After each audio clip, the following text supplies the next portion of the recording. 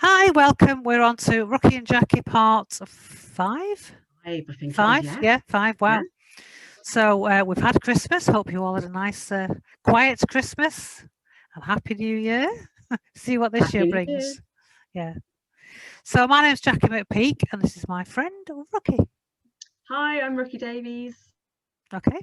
and we're So going to be talking about Veganuary today. we are. We thought we'd have a topical subject this week of Veganuary. So I wonder how many of you signed up for Veganuary. So this started in 2014 to encourage people to have a wider vegan diet, plant-based and fresh fruit and vegetables.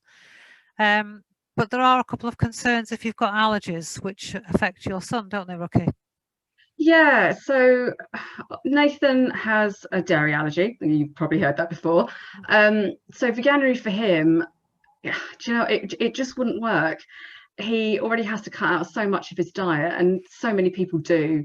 I think the idea of cutting something else out is just a step too far. I think for him, it would just, he wouldn't have loads to eat. And there are lots of options, but he is a 13-year-old boy who is fairly fussy. So for us, Veganuary doesn't work. Mhm. We have gone, Pete and I have gone vegan before, my husband and I. We've done it for a month at a time and just eaten vegan food, not for Veganuary, just because we wanted to. But now that I've gone carb sort of free, Mhm. it again, it's something that it's just another step too far. So we don't do it. We have vegan days, but we won't do Mhm. anything for Veganuary. Mm. I think to have a full vegan diet, you really have to know and understand food because you could cut out some quite important nutrients and vitamins, especially for a growing boy of 13 years old who needs protein, etc., for his growing person. So I think it's quite difficult to manage unless you have that background knowledge. And if you buy manufactured products, which obviously for convenience, you need to be careful as well because some of those may contain labels which you might have noticed may contain milk, may contain eggs, and clearly if you've got a severe allergy, that will be a real issue for that person. That really frustrates me, by the Mm. way. I've complained about it before. I had no response at all. But the fact that it's a vegan product, Mm-hmm. so it's not supposed to contain any of these things, and the fact that it says on it may contain milk or may contain eggs, as an ethical vegan, you wouldn't want to touch that product with a No, barge pole. no. So why even label it as being vegan if you cannot make it vegan? And I know there's all sorts of issues with the factory and things, but it honestly, it's something that drives me a bit batty. It is frustrating. So for a vegan, clearly it would be against their morals and their ethics, clearly. But for a person with a severe allergy, then it's a matter of life and death whether it may contain milk and eggs. So yes, it's a real issue. But also, I'm not sure if you're aware, but people who have got peanut allergy, part of the legume family, they have started. There've been a lot more reactions with chickpeas, peas, and lentils because they're part of the same family. So if you have a Yeah. severe peanut allergy, you need to be careful because some of the plant-based foods you may also start to react, and quite severe reactions as well. So that's an issue if you start to have a vegan diet. And we discussed earlier about soya. So obviously soya is one of the proteins that you can use as an alternative. So for example, bolognese, you could use soya-based mince. But again, if you've got a soya allergy, that's something you need to avoid. So there are you need to carefully negotiate a vegan diet, and for a month, that's a long time to Yeah, manage a diet like that. it is definitely. And we were talking about alternative cheeses, weren't we? And Yes.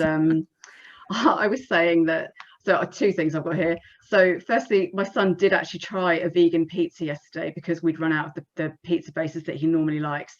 He looked at it, he tried to pick off as much as he could because there was soya chicken on there and vegan cheese on there, Mhm.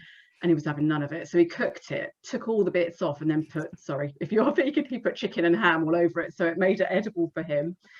Um, and then now I've completely forgotten what the other thing was. Oh, so I'm Cheese. also a Yeah. part of a Facebook group that is all about being dairy free, and you get a lot of new people coming on there who have just found out that they have to go dairy free for whatever reason, or their child does.